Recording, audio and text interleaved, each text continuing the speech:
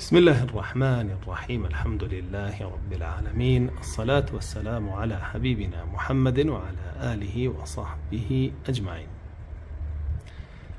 طبعا قرنقة بزانين هر بروجيك مع نهبه جايت لو بروجيكي بانقا وعزيبه، ياخد بروجيكي پروردهی به، ياخد بروجيكي عبوري به، ياخد بروجيكي إصلاحي به، ياخد بروجيكي عسكري به جهادي به، ياخد بروجيكي بابلين كومالعاتي به، ياخد بروجيكي بابلين روشتي وأخلاقي به. هر بروجيك به إلا أبي إيمتيايا بقرينو بوري بازي صحابو تابعي تابعي كان براسي اگر نقرينو بوي هيج برهمي نابه و هيج سركوتن و پیشکوتنێکی شیتیایە بەدی ناکرێ.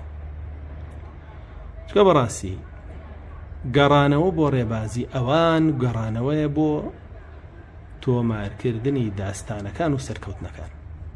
بۆیە ئەبینین تەواوی کوفری عالەمی بە کلکەکانیشیانەوە رازی نین بەو ئیسلامەی کە سێجیلی سەرەتای ئومەت لەسەری بووە.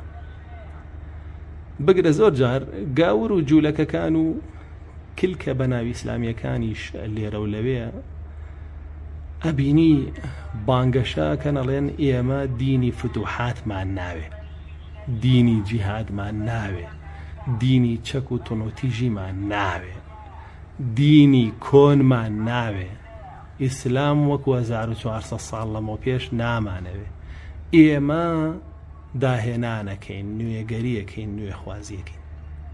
ئەوە هەر هەمووی بۆ ئەوەیە موسڵمانان بە خۆیانانێنەوە بە شوێن ئەوان بکەون و پشت بکەنە سەلەفی خۆیان و بەو شێوەیە دوور بکەونەوە لە سەرکەوتن و لە دەرئەنجامە گەورەکان. طبعا الله جل جلاله لقرآن فرمي فإن آمنوا بمثل ما آمنتم به فقد اهتدوا وإن تولوا فإنما هم في شقاق. فرمي قرأوا خلقا إيمانيان وكو إيماني إيوي الصحابة بأول سر هدايات، يعني الرنمونية كرين وسر كوتوبن وسر فرازة. أي قر بشتيان كرداو الربازة كربازي 1400 ساڵ لەمەوە پێشە ئەفەرمێ إنما هم في شقاق، ئەوە ئەوان لە دووبەرەکی و بەرتەوازەیی و داخوران هابن، بەردەوامیش ئەدۆڕێن و فەشەلەهێن. بە چاوی خۆشمان فەشەلەکانە بینین بەڕوونی، بەڵامی تر هەندێک کەس هەیە دانی پیانانێ و خۆی لێلادا.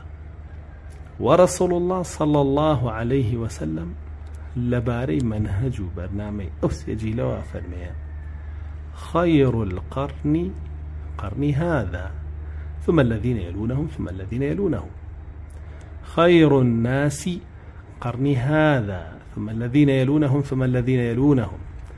باشترين جيل أم جيلي من أي صحابة كان أنجا أواني بدواي أوانادين، أنجا أواني بدواي أوانادين. لروايتك ترى فرمي باشترين خلقي کە تۆ بیکەی بە قودوە پێشەوە بۆ خۆت و دوای بکەوی و چاوی لێ بکەیت و ڕێبازی پەیڕەوکەی. ئەم سەحابانەی منن و ئەو دوو جیلەی ترکە بە دوایانە دێن کە جیلی تابعیەکان و تابعیەکانەکە. وێ بەڕاستی ئەگەر تۆ ڕێبازت ئەوە ڕێبازی باشترین ئینسانەکان بە ڕێنمونی ڕەسوڵ الله صلی الله عليه وسلم و بە شاهیدی خۆی بۆیان لەبەردەمتایە. فەرمو پەیڕەویکە سەرکەوتن بەدەست بێنە و ئەجریش بەدەست بێنە و دڵنیا بە پشکردنە ئەو ڕێبازە تیاچوونە و بەرەو جەهەنەم ڕۆشتنە، وەکو چۆن الله جل جلاله ئەفەرمێ ومن يشاقق الرسول من بعد ما تبين له الهدى. دوا ئەوەی رسول الله صلى الله عليه وسلم بۆی ڕوون کردیتەوە ڕێبازەکەت کە کامە بێ و دوای کێ بکەوی. ويتبع غير سبيل المؤمنين، شوين ڕێبازی ئیمانداران کێن؟ سەحابەکانن. نەکەوێ نوەلیه ما تەوەلا ونصلیه جەهەنەم وەساءت مەصیرە. وإمام مالك رحمتي الله لێبێ فەرموو لن يصلح آخر هذه الأمة إلا بما صلح أولها. أي فرمو بهيت شوية أخيري أم أمته صالح نابي شاك نابي إلا بقرانا ونبي بو أويك أولي أمد لسريبو. أمرو زور يقل خلقي دعاية واكن كالسر أون أولي أمد لسريبو درو أكن بالكو أول خلق الشيء يعني زورك يجل خلقي دعاية واكن كأوي أولي أمة لسريبو بو خوي إما خو ما نشتكي ترك خينو لسر أوابين بناوي إسلامي شو بويا بني ديمقراسية أنت بني كردوه وربازة كفرية كان يعني همي بيرو كردوه فنابع الله جل جلاله. ويا رسول الله صلى الله عليه وسلم أرون تربية معنا فرمي إنه من يعيش بعدي فسيرى اختلافا كثيرا. بيقومان هركسيلة دواي من بجي راجع وازي وبرتوازي زور بينه أي حلشية فعليكم بسنتي وسنة خلفاء الراشدين المهديين من بعدي داز بقرن بريبازي منه سنتي منه وسنتي خليفة راشدة كان مولد وايخم عضوا عليها بالنواجز بددانا كان دواوتان بيقرن وإياكم وما ابتدع ونكن دواي ريسكا وريبازي كي داهين راوب كون فإن كل بدعة ضلالة وكل ضلالة في النار. شوك همو داهين راوك قمرائية وهمو قمرائية كيش لا أقرأ بويا أمره زور قرنقة بقرينا وبو أو سرتايا هتاوكو الله جل جلاله همو فضل نعمة بركتك خوي بسلمنا برجيني والحمد لله رب العالمين.